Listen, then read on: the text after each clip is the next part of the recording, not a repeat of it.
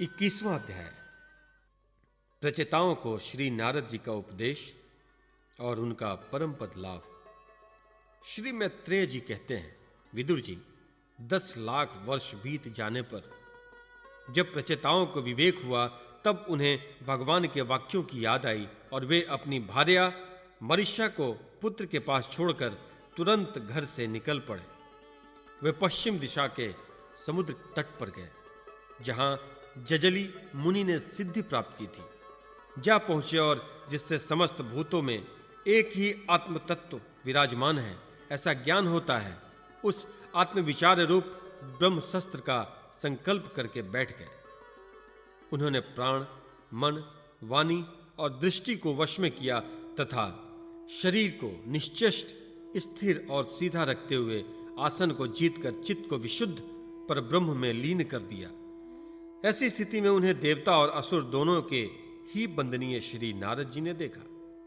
नारद जी को आया देख प्रचेतागण खड़े हो गए और प्रणाम करके आदर सत्कार पूर्वक देश कालानुसार उनकी विधिवत पूजा की। तब नारद जी सुखपूर्वक बैठ गए। तब वे कहने लगे। प्रचेताओं ने कहा, देवर्षि, आपका स्वागत है। आज बड़े भाग्य से हमें आपका दर्शन हुआ। ब्रह्मन, सूर्य के समान आपका घूमना फिरना भी ज्ञानलोक से समस्त जीवों को अभय दान देने के लिए ही होता है। प्रभु, भगवान शंकर और श्री विष्णु भगवान ने हमें जो उपदेश दिया था, उसे गृहस्थी में आसक्त रहने के कारण हम लोग प्रायः भूल गए हैं।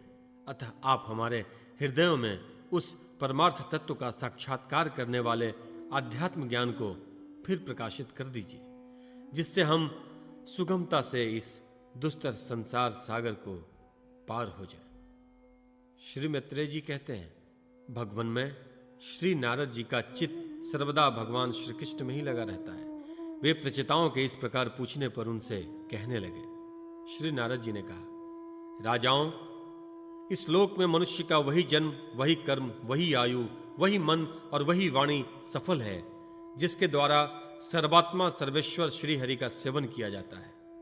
जिनके द्वारा अपने स्वरूप का साक्षात्कार करने वाले श्री हरि को प्राप्त न किया जाए, उन माता पिता की पवित्रता से, यज्ञोपवित संस्कार से एवं यज्ञ दीक्षा से प्राप्त होने वाले उन 3 प्रकार के श्रेष्ठ जन्मों से, वेदोक्त कर्मों से, देवताओं के समान दीर्घ आयु से, शास्त्र ज्ञान से, तप से, वाणी की चतुराई से, अनेक प्रकार की बातें याद रखने की शक्ति से, तीव्र बुद्धि से, बल से, इंद्रियों के पटुता से, योग से, सांख्य, आत्मनात्म विवेक, संन्यास और वेदाध्ययन से तथा व्रत वैराग्यादि अन्य कल्याण साधनों से भी पुरुष का क्या लाभ है।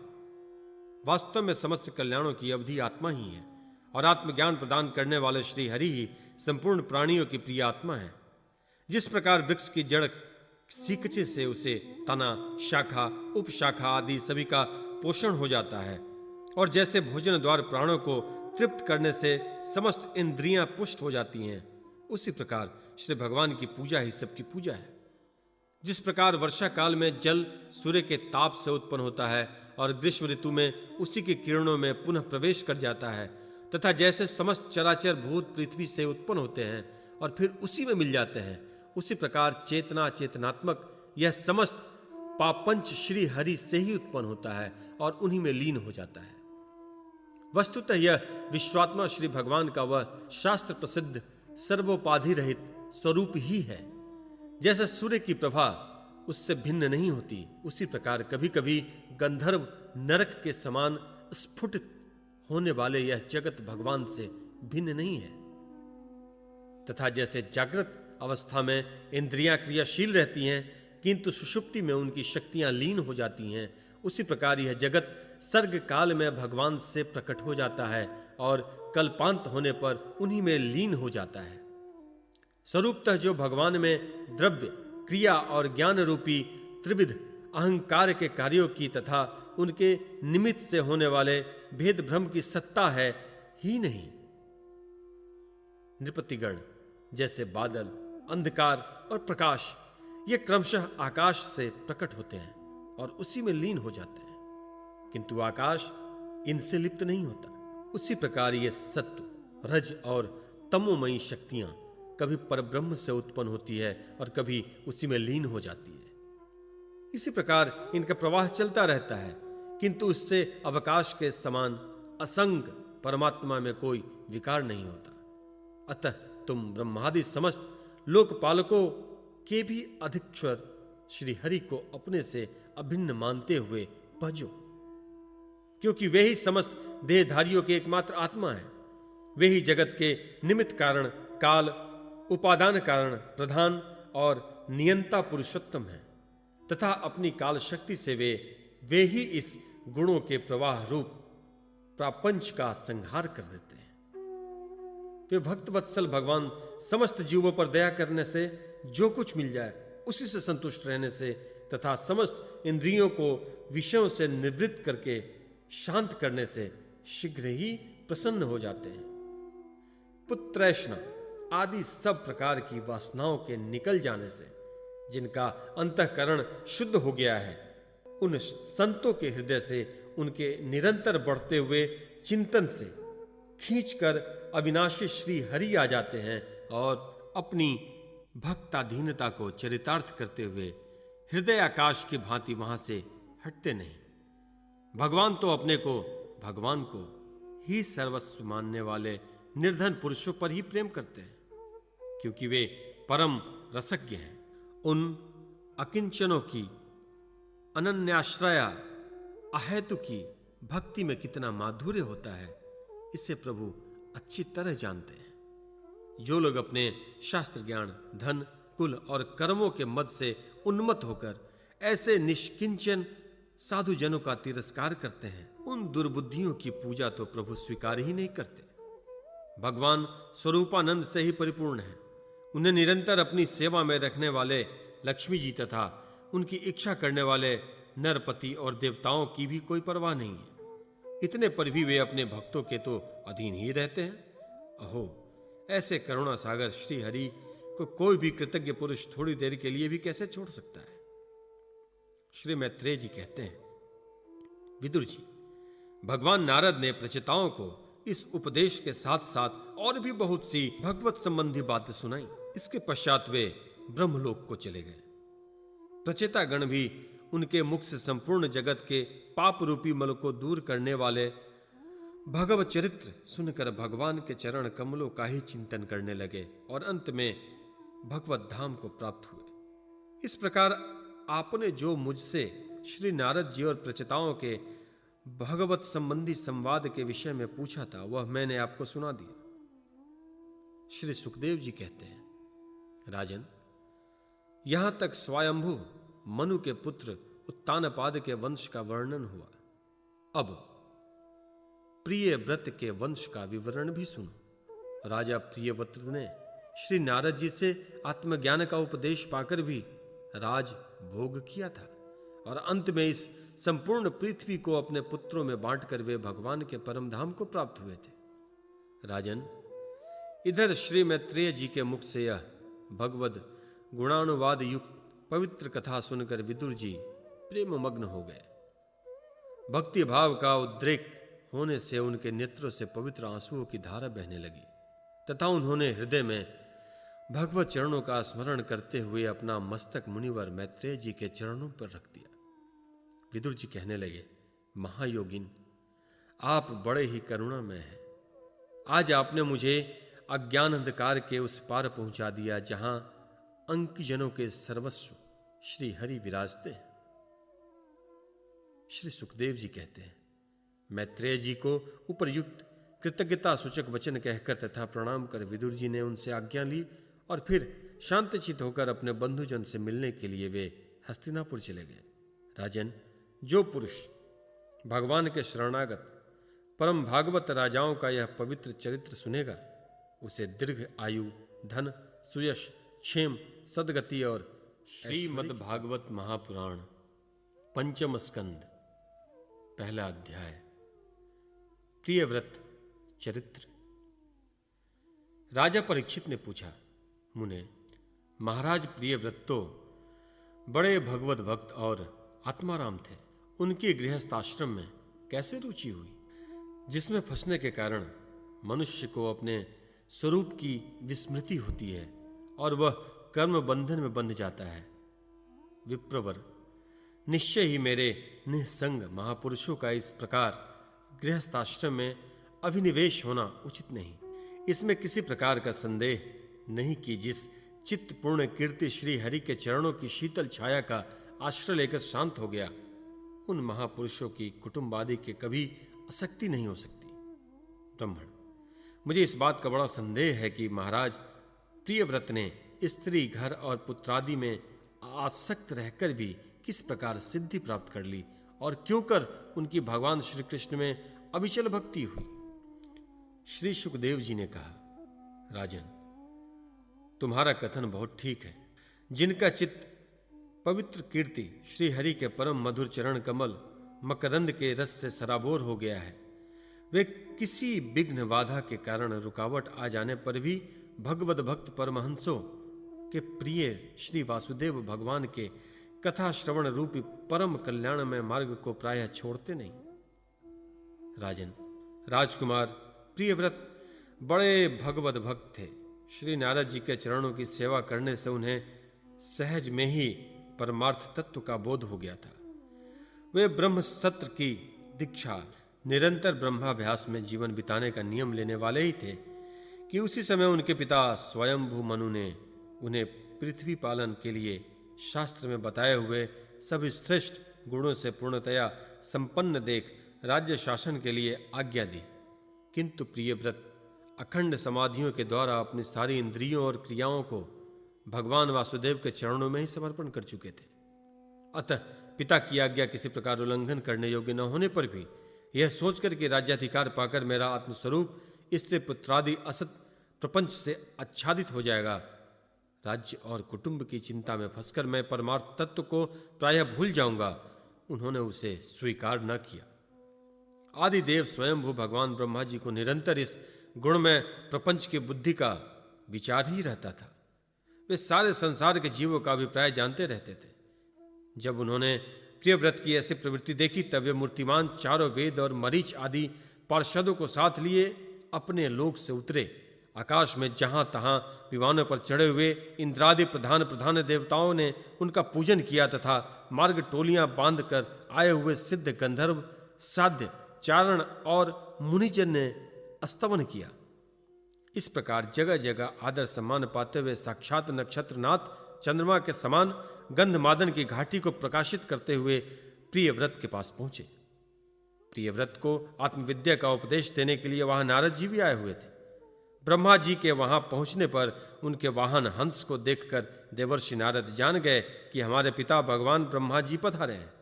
अतः वे स्वयंभू मनु और प्रियव्रत के सहित तुरंत खड़े हो गए और सबने उनको हाथ जोड़कर प्रणाम किया।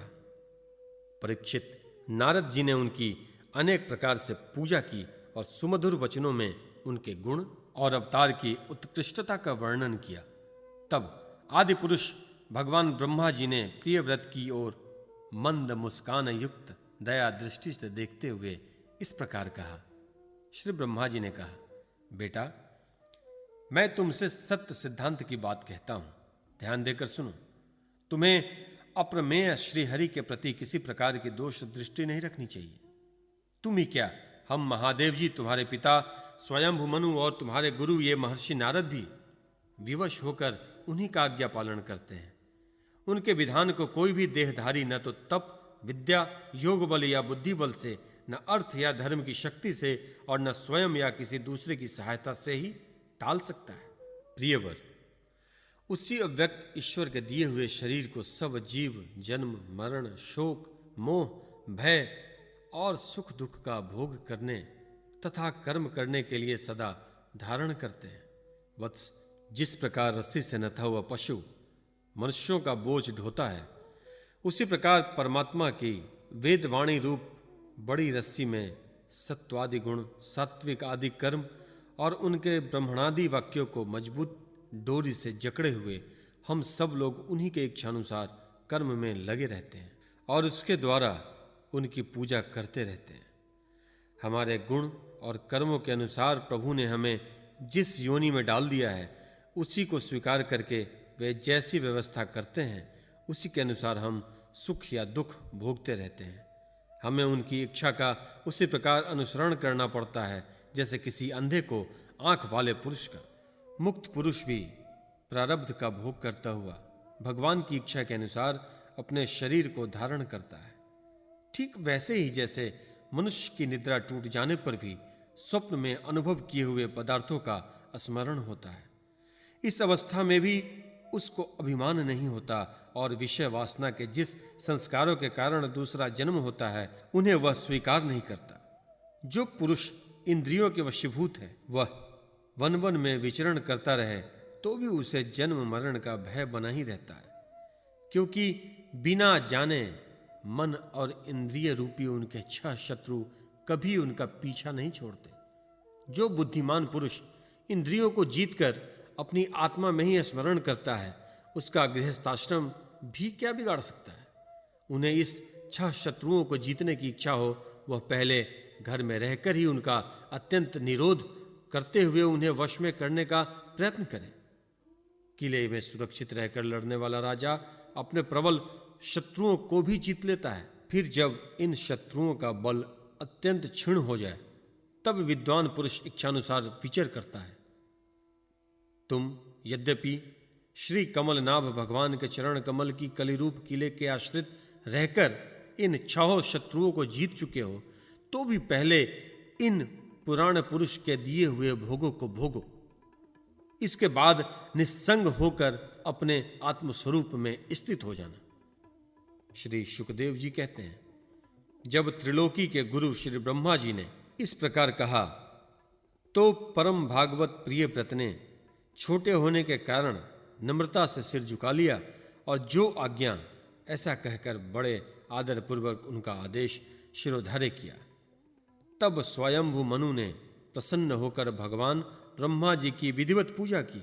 इसके पश्चात वे मन और वाणी के अविषय अपने आश्रय तथा सर्व व्यवहारातीत पर ब्रह्म का चिंतन करते हुए अपने लोक को चले गए। इस समय प्रियव्रत और नारद जी सरल भाव से उनकी ओर देख रहे थे।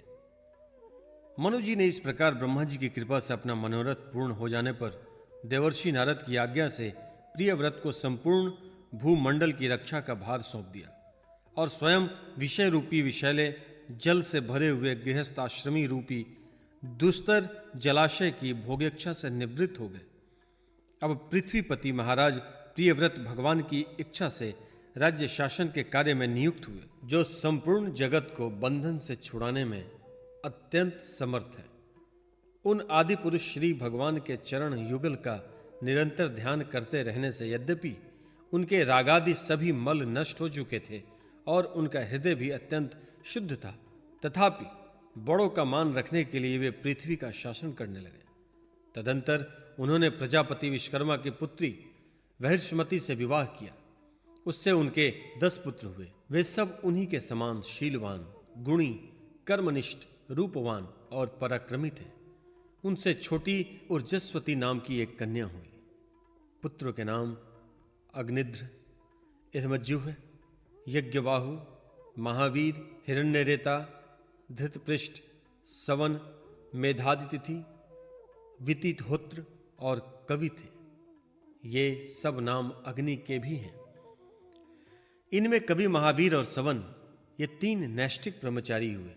इन्होंने बाल्यावस्था से आत्मविद्या का अभ्यास करते हुए अंत में संन्यासाश्रम ही स्वीकार किया।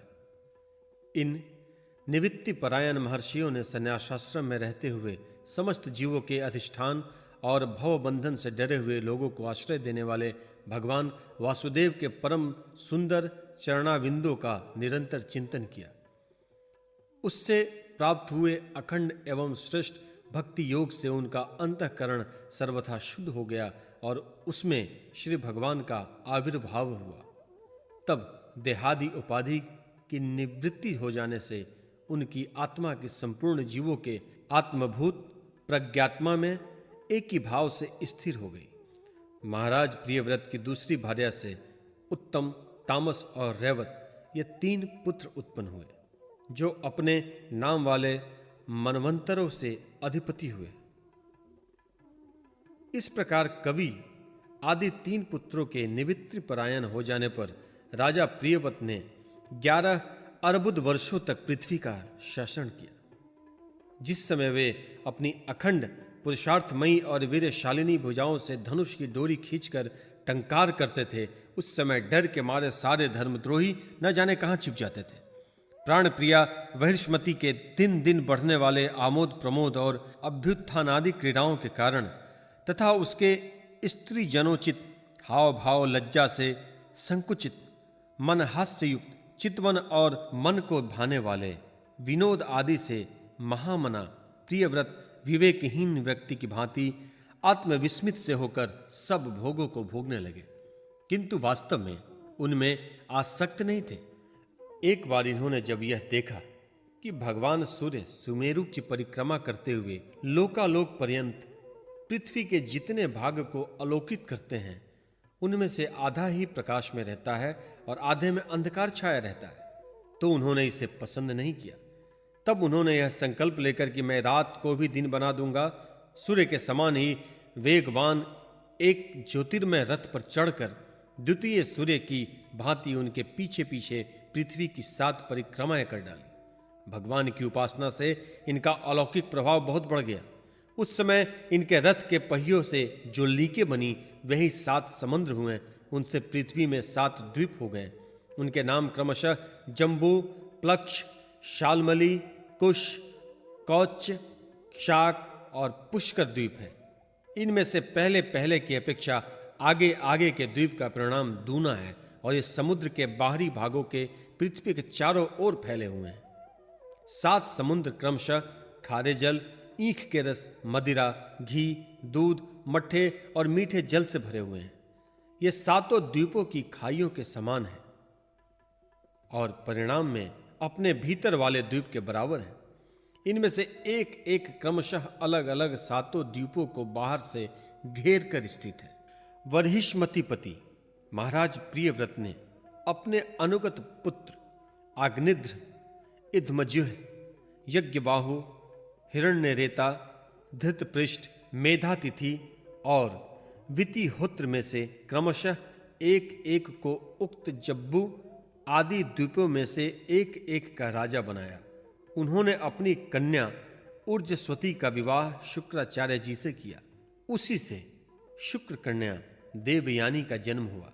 राजन, जिन्होंने भगवत चरणारविंदों की रज के प्रभाव के शरीर के भूख प्यास शोक मोह और जरा मृत्यु इन 6 गुणों को अथवा मन के सहित 6 इंद्रियों को जीत लिया है, उन भगवत भक्तों का ऐसा पुरुषार्थ होना कोई आश्चर्य की बात नहीं है, क्योंकि वर्ण बहिष्कृत चांडाल आदि नीच योनि का पुरुष भी भगवान के नाम का केवल एक बार उच्चारण करने से तत्काल संसार बंधन से मुक्त हो जाता है। इस प्रकार अतुलनीय बल पराक्रम से युक्त महाराज प्रियव्रत एक बार अपने को देवर्षि नारद के चरणों की शरण में जाकर भी पुनः दैव्यवश प्राप्त हुए। प्रपंच में फंस जाने से अशांत सा देख मन ही मन विरक्त होकर इस प्रकार कहने लगे, ओह बड़ा बुरा हुआ, मेरी विषय लोलुप इंद्रियों ने मुझे इस अविद्या जनित विषम विषय रूप अंधकूप में गिरा दिया। बस बस बहुत हो लिया, हाय मैं तो स्त्री का क्रीड़ा मृग ही बन गया। उसने मुझे बंदर की भांति नचाया, मुझे धिक्कार है, धिक्कार है। इस प्रकार उन्होंने अपने को बहुत कुछ बुरा भला कहा। परमाराध्य श्री हरि की कृपा से उनकी विवेक वृत्ति जागृत हो गई।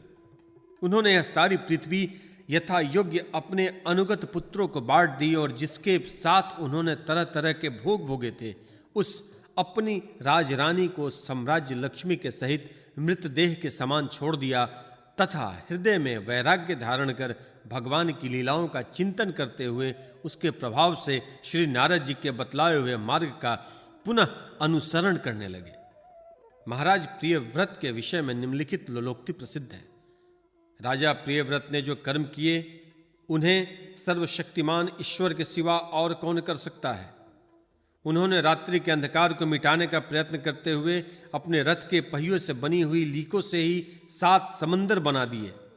प्राणियों के सुभीते के लिए, जिससे उनमें परस्पर झगड़ा न हो, द्वीपों के द्वारा पृथ्वी के विभाग किए और प्रत्येक द्वीप में अलग अलग नदी, पर्वत और वन आदि से उसकी सीमा निश्चित कर दी। वे भगवत भक्त नारद आदि के प्रेमी भक्त थे।